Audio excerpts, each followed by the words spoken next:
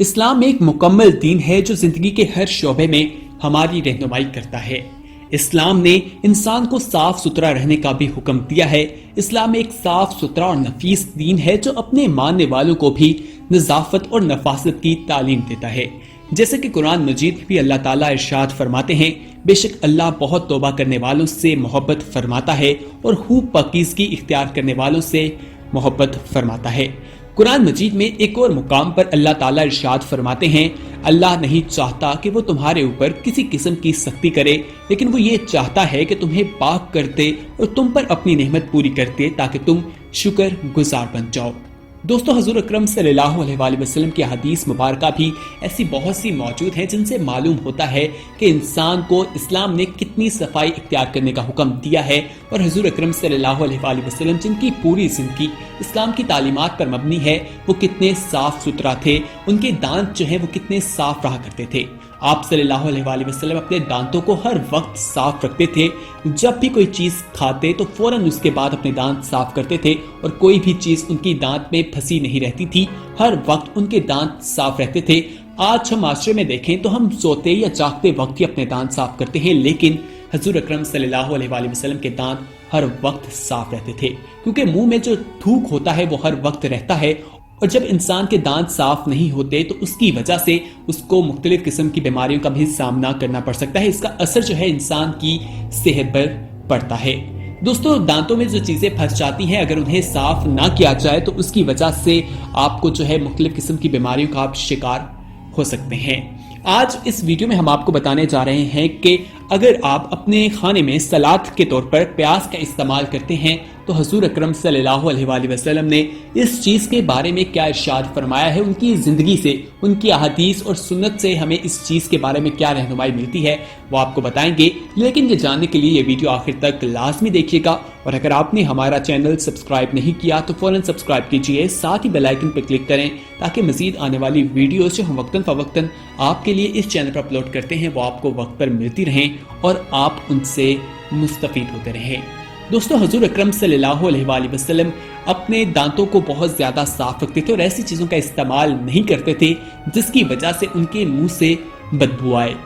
حضور اکرم صلی اللہ علیہ وآلہ وسلم بدبو کی وجہ سے ہی جو کچا پیاز ہے اسے نہیں کھاتے تھے، جیسا کہ ہم سلاد میں آج بڑے شوق کے ساتھ اسے استعمال کرتے ہیں، لیکن حضور اکرم صلی اللہ علیہ وآلہ وسلم اسے استعمال نہیں کیا کرتے تھے۔ حالانکہ پیاز جو ہے ایک حلال چیز ہے، اس کے صحت کے لیے بہت سے فائدے بھی موجود ہیں، لیکن اس کو کھا کر انسان کے منہ سے ایک بدبو آتی ہے جس کی وجہ سے اللہ کے پیارے نبی حضرت محمد صلی اللہ علیہ وآلہ وسلم اسے استعمال نہیں کیا کرتے تھے۔ مختلف احادیث میں اس کے بارے میں تذکرہ ملتا ہے، وہ بھی ہم آپ کے ساتھ شیئر کرتے ہیں۔ ایک حدیث ہے جس میں حضور اکرم صلی اللہ علیہ وآلہ وسلم نے فرمایا، جو لہسن یا پیاز کھاتے ہوئے ہوں تو وہ ہم سے دور رہیں، یا بعض روایات میں اس طرح سے بیان کیا جاتا ہے کہ ہماری مسجد سے دور رہنا چاہیے یا اسے اپنے گھر میں ہی بیٹھنا چاہیے۔ دوستو، اسی طرح مختلف احادیث ہیں وہ آپ کے ساتھ شیئر کرتے ہیں کہ حضرت ابو مالک اشعری رضی اللہ عنہ بیان کرتے ہیں کہ حضور اکرم صلی اللہ علیہ وآلہ وسلم نے فرمایا،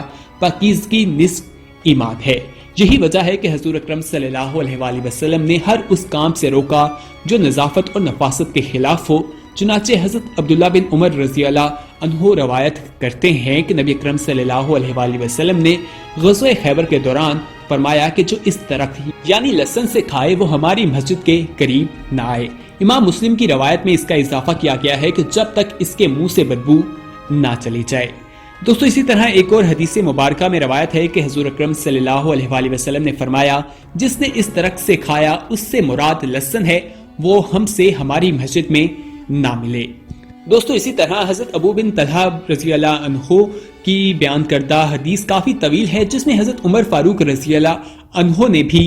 بہت سی باتیں بیان کی ہیں۔ ان میں سے ایک یہ بھی ہے کہ اے لوگو، تم لہسن اور پیاز کے درختوں سے کھاتے ہو، حالانکہ میں اس کو غیت سمجھتا ہوں۔ مجھے یاد ہے کہ رسول اکرم صلی اللہ علیہ وآلہ وسلم کے دور میں جس شخص کے منہ سے اس کی بدبو آتی، آپ صلی اللہ علیہ وآلہ وسلم اسے حکم دیتے کہ وہ مسجد سے نکل کر بقیع کے قبرستان کی طرف چلا جائے، لہٰذا جو شخص انہیں کھانا چاہے وہ انہیں پکا کر ان کی بو ختم کر دے اور اس کے بعد اسے کھایا جا سکتا ہے۔ دوستو یعنی کہ اس سے ہمیں معلوم ہو رہا ہے کہ حضور اکرم صلی اللہ علیہ وآلہ وسلم نے جو ارشاد فرمایا کہ جس کے منہ سے یہ بدبو آتی ہے اس کو یہ کچا جو ہے اسے استعمال نہیں کرنا چاہیے، البتہ اسے پکا کر استعمال کیا جا سکتا ہے۔ پیاز بھی آج کچا جو ہے اسے سلاد میں شامل کیا جاتا ہے اور اسے کھایا جاتا ہے، اور ایسی چیزوں کے بارے میں کہا گیا ہے کہ ایسی چیزوں کا استعمال نہیں کرنا چاہیے جن کو کھانے کے بعد انسان کے منہ سے بدبو آئے، انہیں کھا کر مسجد میں نہیں آنا چاہیے۔ دوستو ایک تاریخ سے ایک واقعہ بھی ملتا ہے، وہ ہم آپ کے ساتھ شیئر کریں کہ ایک عالم دین تھے کہ انہیں کسی نے ماؤتھ سپرے دیا، تو جب انہوں نے کہا کہ آپ جب کھانا کھائیں تو اس کے بعد اپنے منہ کی بدبو کو ختم کرنے کے لیے اس کا استعمال کیجیے گا۔ وہ عالم دین یہ سن کر بہت زیادہ حیران ہوئے کہ کھانے کے بعد کون سی بدبو آتی ہے، کھانے کے بعد تو منہ سے خوشبو آتی ہے، کیونکہ کھانے کے اندر سے بھی خوشبو آ رہی ہوتی ہے۔ ان علماء نے اس بات پر تحقیق کی تو انہیں معلوم ہوا کہ وہ قوم جو ماؤتھ سپرے کا استعمال کرتے ہیں وہ ایسی چیزوں کا استعمال کرتے ہیں جو حلال نہیں ہیں، حرام ہوتی ہیں، جس کی وجہ سے ان کے منہ سے بدبو آتی ہے۔ اس وجہ سے ان کو سپرے کا استعمال کرنا پڑتا ہے، اور اگر وہ اس کا استعمال نہ کریں تو ان کا گزارا نہیں ہے، ان کے منہ سے ایک بہت ہی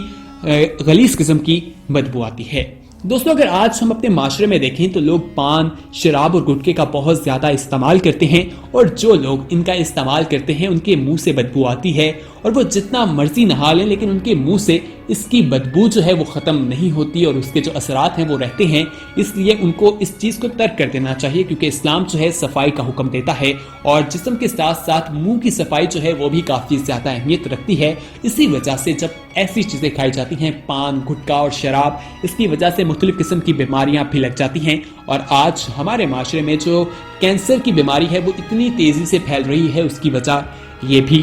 ہو سکتی ہے۔ حضور اکرم صلی اللہ علیہ وآلہ وسلم کی تعلیمات سے ہمیں رہنمائی ملتی ہے کہ کون کون سی چیزیں ہمیں نہیں کھانی چاہیے۔ اسی طرح حضور اکرم صلی اللہ علیہ وآلہ وسلم جو ہیں کلیجی کو بھی استعمال نہیں کرتے تھے۔ کلیجی کھانا حلال ہے، لیکن حضور اکرم صلی اللہ علیہ وآلہ وسلم اسے اس کی بدبو کی وجہ سے کھانا پسند نہیں کرتے تھے، اور کلیجی جو ہے وہ خون کی بنی ہوئی ہوتی ہے۔ یہاں پر یہ بات آپ کو ایک بار پھر واضح کر دیں کہ یہ چیزیں جنہیں ہم نے بتایا ہے یہ بالکل حلال ہیں، انہیں کھایا جا سکتا ہے، لیکن ان کے بارے میں ان کی بدبو آتی تھی، اس لیے حضور اکرم صلی اللہ علیہ وآلہ وسلم انہیں استعمال نہیں کیا کرتے تھے۔ اسلام ایک مکمل دین ہے جو ہماری ہر معاملے میں رہنمائی کرتا ہے، ہمیں ہر چیز کے بارے میں تعلیمات دیتا ہے۔ حضور اکرم صلی اللہ علیہ وآلہ وسلم کی پوری زندگی اسلام کے مطابق ہے، اور ان کی زندگی سے ہمیں بہت سے واقعات ملتے ہیں جن سے ہم اپنی رہنمائی کر سکتے ہیں، جن سے ہم سیکھ سکتے ہیں کہ ہم نے زندگی کس طرح سے گزارنی ہے اور کن چیزوں کا استعمال نہیں کرنا۔ دوستو اس ویڈیو میں ہم نے آپ کو حضور اکرم صلی اللہ علیہ وآلہ وسلم کی صفائی کے بارے میں بتایا کہ وہ کس طرح اپنے منہ کو صاف رکھتے تھے،